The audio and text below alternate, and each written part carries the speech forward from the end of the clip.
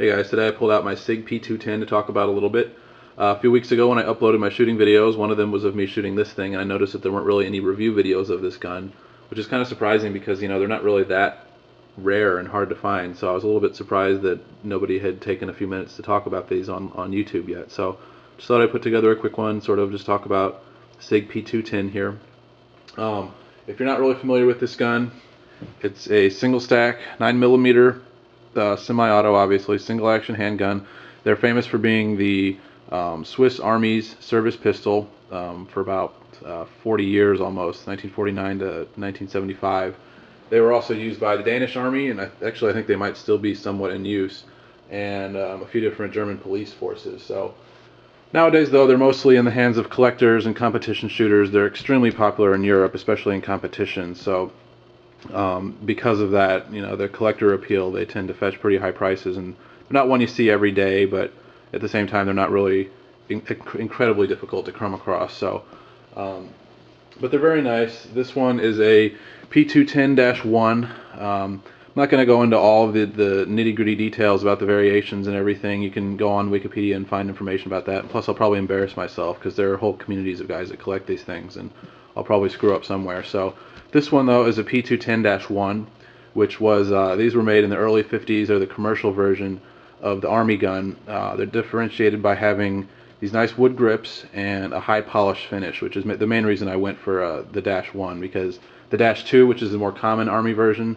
they have a matte bead blasted finish, and I'm not really into police surplus and milsurp and all that stuff, so I wanted a gun that looked nice, and I think the polished finish on this -1 is really appealing. It's just really nicely done. It's a deep mirror finish almost, and it's in good condition, so it's a really good looking gun with the -1s. And then, like I said, there's all sorts of different variations. Nowadays, Sig Sauer's reintroduced the P210 as the Sig Legend, and they're a little bit different in a few different ways. They have an extended beaver tail, which I think some of the other Target versions had too. They're made in Germany and not Switzerland. There's several different sort of differences between the newer guns and the older ones. And of course, true SIG P210 collectors tend to scoff at the newer ones because they're not made in Switzerland and this and that, but I don't really know. I can't really say for sure which one's better quality or which one's better. So anyway, I'll do a quick size comparison here.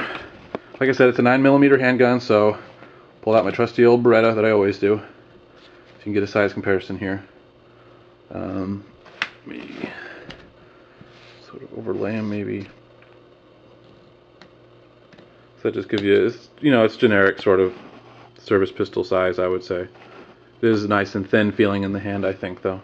The grips fill up your hand, but the gun itself is somewhat thin, so. And it does have kind of a longish feel to it, or kind of a longish look, I think, with that barrel. I'll show you some of the ergonomics now, some of the different features and controls and everything. Here's the safety, which a lot of guys don't like. I don't really care because it's just a range gun for me. I don't really shoot competitions with it or whatever, but safety is quite stiff, and it's not in a good place apparently for competition shooters. And there is sort of like a cottage industry out there of making extended safeties and slide releases and stuff, because the ergonomics on this aren't really amazing. The gun is mostly desired for its shootability and its accuracy and things like that, but safety's pretty stiff. You always end up with this little scratch mark there. It's just the way the safety works. You're always going to have that. The newer ones also, they put a ball bearing underneath there so that it doesn't scratch the finish, but I don't really care. The slide release is right there. Like I said, it's really tough to reach. If you're shooting, I can't even reach it, so I always have to move the gun around and really struggle to reach it. Magazine release is on the bottom, which again on the Legends is they move that to the more traditional American location, but the older guns, they do have the magazine release on the bottom, as most European guns do, or did. So pull that out. These older ones too, the magazine is actually polished to match the frame of the gun. I think that looks pretty nice. The magazine even, it looks nicer than a lot of guns I have actually. Just the shine on it and the build quality there. So the magazine is another sort of, the magazine release I should say is another sort of issue with these as far as competition shooters go. The safety and the slide release are a bit unergonomic, and the magazine release too is kind of stiff, and you have to actually pull the magazine out. It doesn't just drop free. But So there's some of the controls. I'll show you the side for a minute. The slide grip serrations are kind of small, which I'll get into in criticisms in a minute, but makes it a bit hard to rack. But I'll talk now about the shooting impressions, because that's really what these guns are sought after for, is their supreme accuracy. They're just great shooters. And I will say that I think, in my opinion, these things have a bit of a learning curve, just because they're sighted from the factory at 50 yards, and they're supposed to come with a factory target, at that distance. This one didn't, but they typically come with these long factory sights, and so it's just not going to be sighted in at your typical handgun ranges. Especially this old -1, it has fixed sights. So it did take a bit of learning to figure out sort of where things were going to hit, and because it is so accurate, I think it just sort of amplifies any kind of mistakes on the shooter's part. So it's not one that I just picked up and was instantly amazingly accurate with, but after hundreds of rounds, you do start to sort of to realize its potential. And what makes it so amazing is the trigger, in my opinion. As for a service gun, the trigger is just phenomenal. There's a little bit of take up, but then once you get there, it's just extremely light. Barely moves.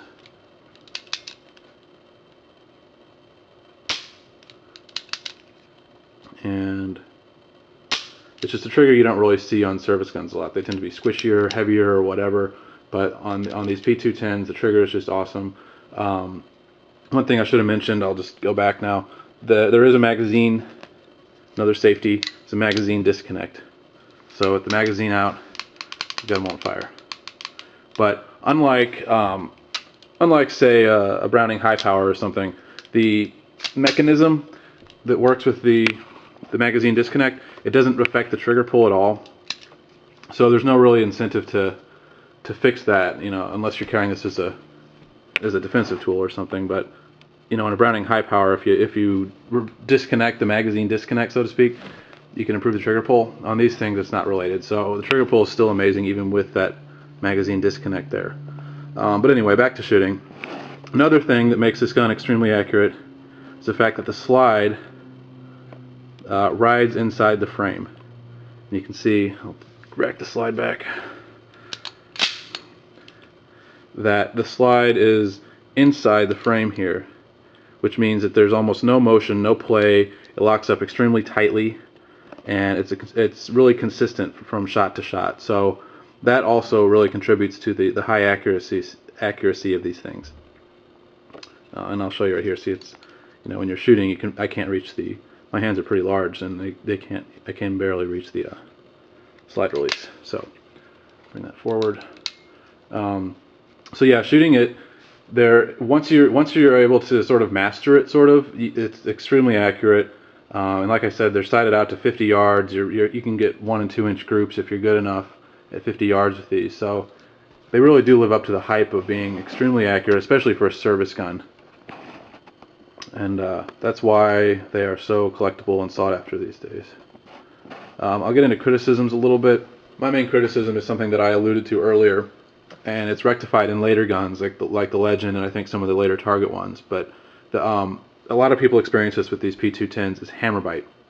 What happens is, it's single action, so it's cocked. You're fine the first shot, but then the second shot, when the slide comes back, it cocks that hammer, and what happens a lot of the time is the hammer, it's real close to your skin, and because the gun's recoiling at the same time, it rocks back and it sort of pinches the web of your hand right here.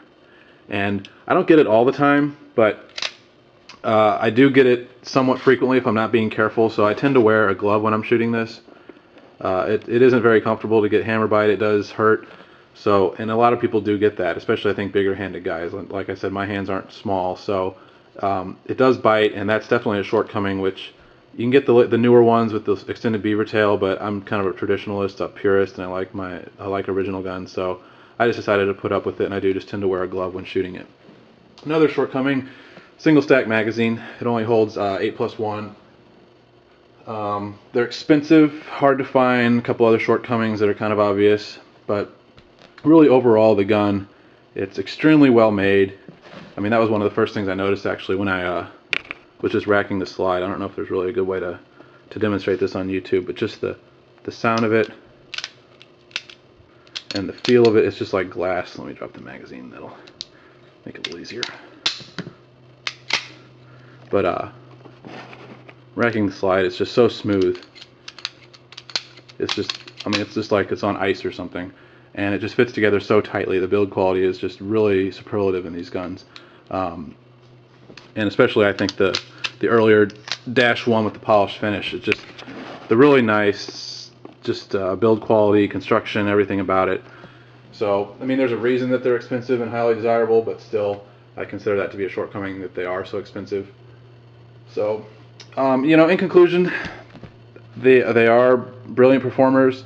I wouldn't say necessarily that for the price that they outshoot some cheaper guns, but I think they look nice, that they're made better than most modern guns. So for the price, it's not really a steal, but at the same time, it is definitely a high performing handgun, and it's definitely one you can add to your collection with pride. They have good resale value, and so yeah, that's the P210.